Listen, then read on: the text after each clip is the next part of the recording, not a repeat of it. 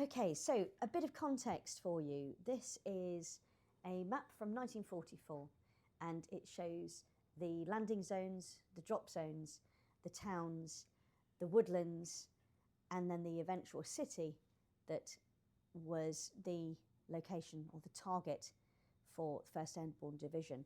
In 1940, the Dutch blew the bridge at Arnhem. The Germans rebuilt it. Of course, it would have been on German maps, but it wasn't on British maps. The next crossing was the railway bridge. Here was blown by the Germans on the 17th of September, just as the British were arriving.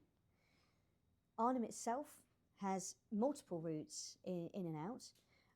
There was the main route that takes you all the way up to Ginkle Heath, which is landing zone Y.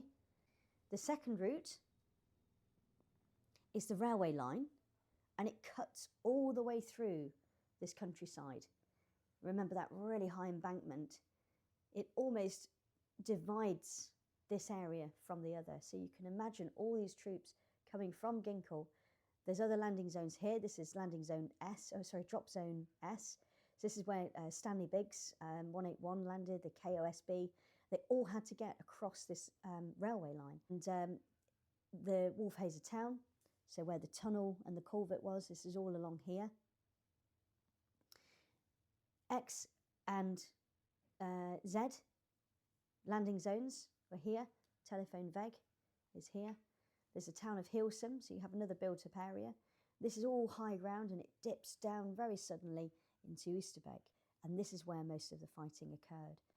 You have the other road, the more southerly road, which is the most, on paper, the most successful route, because that's how John Frost and his 2nd Battalion got to the bridge.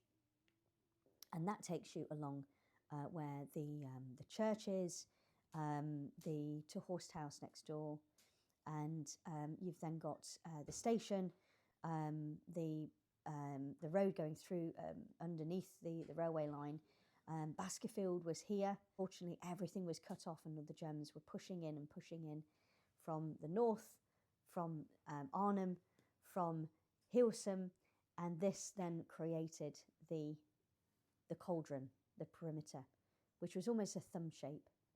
You've got the Hartenstein here at the heart of it, Crossroads, Tafelberg, where Stanley Biggs was killed, and then the eventual retreat over the river into Driel, where the Polish had landed previously but couldn't get across.